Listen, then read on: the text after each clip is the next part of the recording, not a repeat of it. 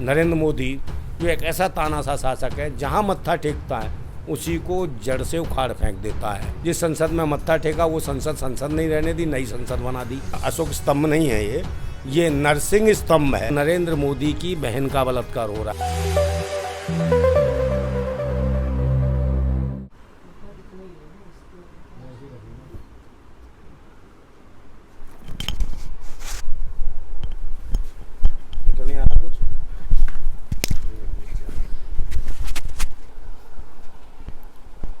नमस्कार, आप देख रहे हैं सोशल न्यूज़। मैं आपके साथ मोहम्मद अकरम। अब अगर बात करूं हालात की तो लगातार देश में दो विवाद जो हैं वो बढ़ते हुए नज़र आ रहे हैं। जहां एक तरफ अशोक स्तंभ को लेकर लगातार लोग प्रश्न उठा रहे हैं। लोग ये कह रहे हैं कि पहले जो अशोक स्तंभ था उसमें कहीं ना कहीं जो शेर थे उनकी जो मतलब जो उनका रिएक्शन था वो काफ़ी शांत था। लेकिन आज की अगर बात करें, जो प्रधानमंत्री ने अभी उद्घाटन किया है उसमें जो स्तंभ है उसमें कहीं ना कहीं शेर जो है वो आक्रोश में है। उनके जो देखने में रिएक्शन आ रहा है वो काफ़ी ज़्यादा गुस्से वाला है। उसको लेके लगातार कई लोग सवाल उठा रहे हैं। कांग्रेस ने भी सवाल उठाया। दूसरी तरफ काली माँ बोला जाता है, उनको लेके एक मूवी बनी, डॉक्यूमेंट्री बनी, जहाँ पे एक महिला ने उनके तरीके से ड्रेस पहनी हुई है, उसके बाद सिगरेट पीते हुए नज़र आ रही है। इस पर भी लगातार सवाल उठता हुआ नज़र आ रहा है। हमारे साथ नंदा भाई मौजूद है, उनसे सबसे पहले यही जानने की कोशिश करेंगे कि स्तंभ जो आज तक शांति का प्रतीक था वो आज कैसे इतना ज़्यादा आक्रोशित हो गया।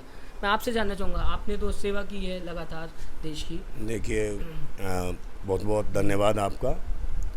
मैं बताना चाहता हूँ, पहले जो शेर था वो 4 शेर थे चारों दिशाओं में, और वो जो शेर था वो भारत के विश्व गुरु होने को एक दर्शाता है कि मतलब कि शेर एक आक्रामक एक प्राणी है, उसके बावजूद भी उसको शांति प्रिय दिखाया है।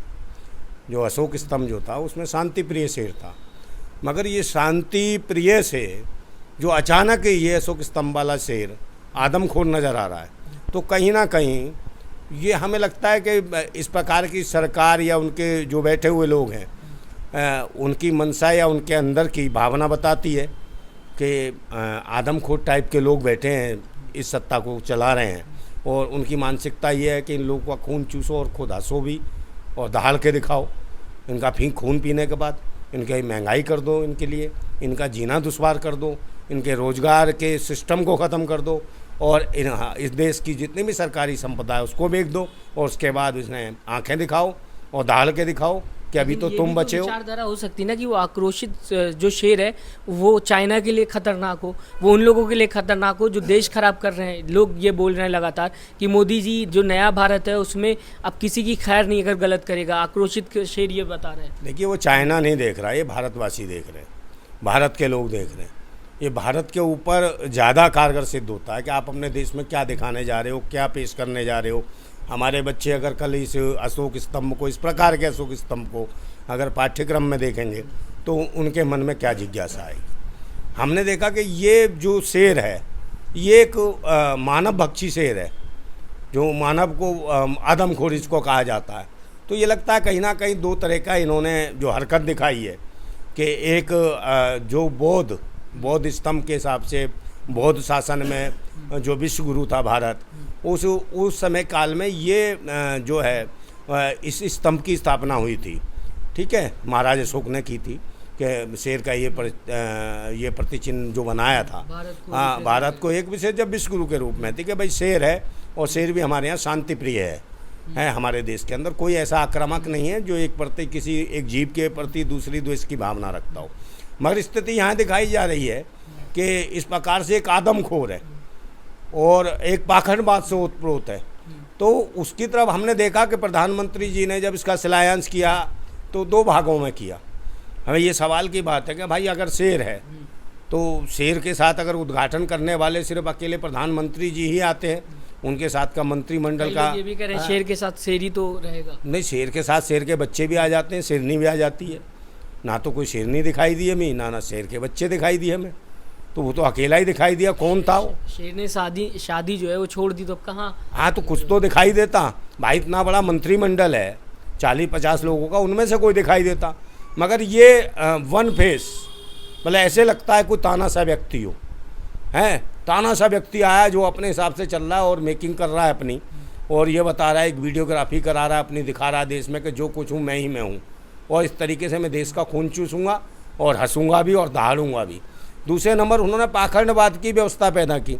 ये शेर मुझे ऐसे लगता है जैसे इन्होंने एक नरसिंह अवतार देखा, जैसे प्रहलाद का जो पिता था, जो हिरण्याकश्यप, वो कहता था नहीं किसी को नहीं, कोई भगवान नहीं है दुनिया में, अगर भगवान है तो माता पिता है, अपने माता पिता को मानो।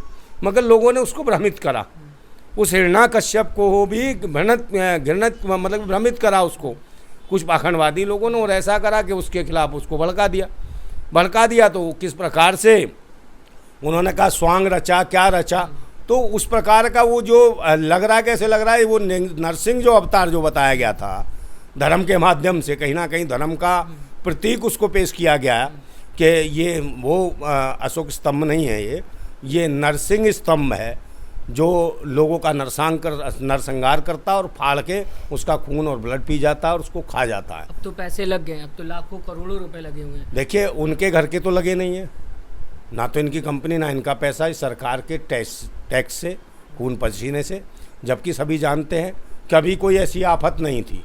मोदी जी तो खुद ही बोलते हैं मैं तो झोला उठाऊंगा चला जाऊंगा, वो तो अपने लिए थोड़ी ना लगा। देखिए झोला उठाने की बात नहीं है, आप झोला उठाओगे चले जाओगे, आपसे इससे क्या मतलब, क्या लोगों के लिए इतनी महामारियां, परेशानियां, इतनी दिक्कतें, इस देश को बेच के चले जाओगे, तो इससे ये कोई देश माफ़ नहीं करेगा कि आपने बहुत बड़ा काम कर दिया। आपने हजारों लाखों करोड़ रुपए एक नई संसद भवन बनाने में लगा दिए। लोग बाढ़ से पीड़ित हैं इस वक्त, लोग रोज़ झोंपड़े बनाते हैं, हर साल नए झोंपड़े बनाते हैं, हर साल पानी में बह जाते हैं। क्या उनके आवास के लिए कुछ उचित व्यवस्था की नहीं की? पुराना अंग्रेजों के ज़माने का था ना, अंग्रेज बनवा के गए थे। देखिए अंग्रेज़ तो पता नहीं क्या क्या बनवा के गए, अंग्रेज़ों ने क्या नहीं बनाया। अंग्रेज़ों ने बहुत सारे पुल बनाए जो आज भी हैं, तो उनको सबको तोड़वा देंगे।